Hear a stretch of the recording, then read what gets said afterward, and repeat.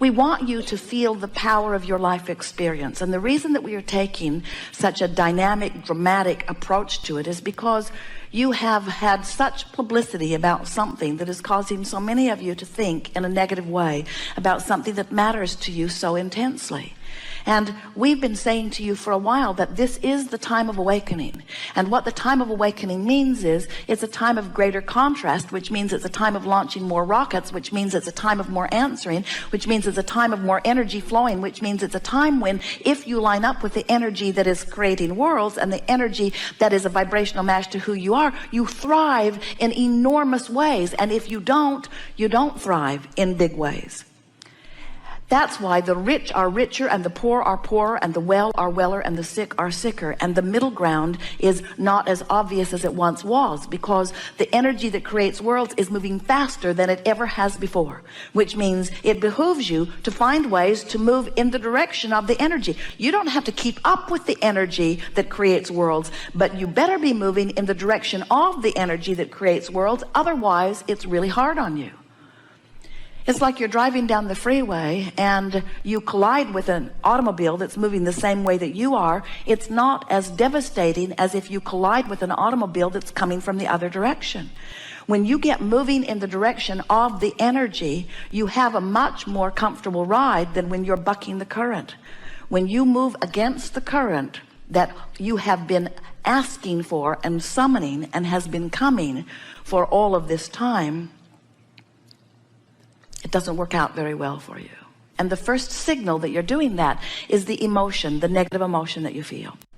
When you feel negative emotion, whether you call it frustration or overwhelmment, or something stronger like anger or rage or hate, or something stronger like disappointment or fear or depression, when you feel those negative emotions, what it always means is you're not letting yourself be you.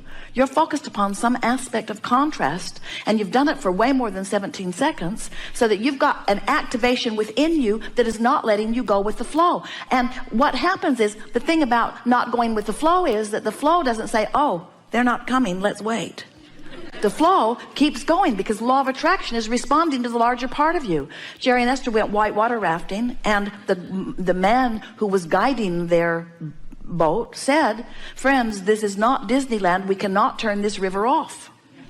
In other words, we want to say the same thing to you. This is not Disneyland. This river cannot be turned off. You cannot turn off the result of all of the desire that you've lived in all of this time. This is source energy summoning you. You must let yourself be who you are. And if you don't let yourself be who you are, you don't feel good. And it's not about somebody else saying you should be something, you need to be something. It's about life having called it through you and you not going. And when you don't go, it doesn't feel good. And when you do go, it feels oh so good. And do you know, you don't even have to go and receive the full manifestation of it. You just have to no longer not go. We see you. You take your boats down to the river. You've got your paddles in them. You put the boat in the water, and almost without exception, human dear hearts that you are, you turn your boat upstream and begin paddling very hard. And we say, why not turn and go with the flow? And you say, oh, that just seems lazy. We say, well, you could use a different word like natural. No, I choose lazy. It seems lazy. I don't want to be lazy. I want to be virtuous and hardworking. I want to earn my way. And all the other humans that amount to anything are paddling very hard upstream. We try here. We try hard. We try, we persevere, we are determined. We use our effort and our action to try to compensate for energy. You don't say that, but you try it. You do it. And we say, nothing that you want is upstream. Why are you paddling upstream? Well, I don't know. Others have done it. I heard that you're supposed to try hard, and I heard that there's no gain without pain. And I heard that the more you suffer, the greater your rewards are later. And we say, how can that be? How can something that feels so bad lead to something that is good? How can that be? Where do you get this stuff? When there is not a shred of evidence to the contrary of law of attraction. There's not a shred of evidence to the contrary of well-being. Have you looked around your planet? Have you driven around it? Have you flown over it? Have you looked at your planet?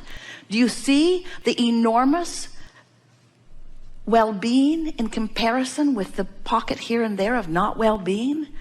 Do you understand that you are thriving, that you are thriving more today than you ever have, and you will thrive more tomorrow? Do you understand that well-being is the order of this universe? Because the pieces that are carried on by the energy spirit that is you are the best parts of it, not the worst parts of it. Do you know that when you croak, we love that disrespectful word. Do you know that when you croak, you leave behind all doubt and fear and worry, and you reemerge into the fullness of who you are?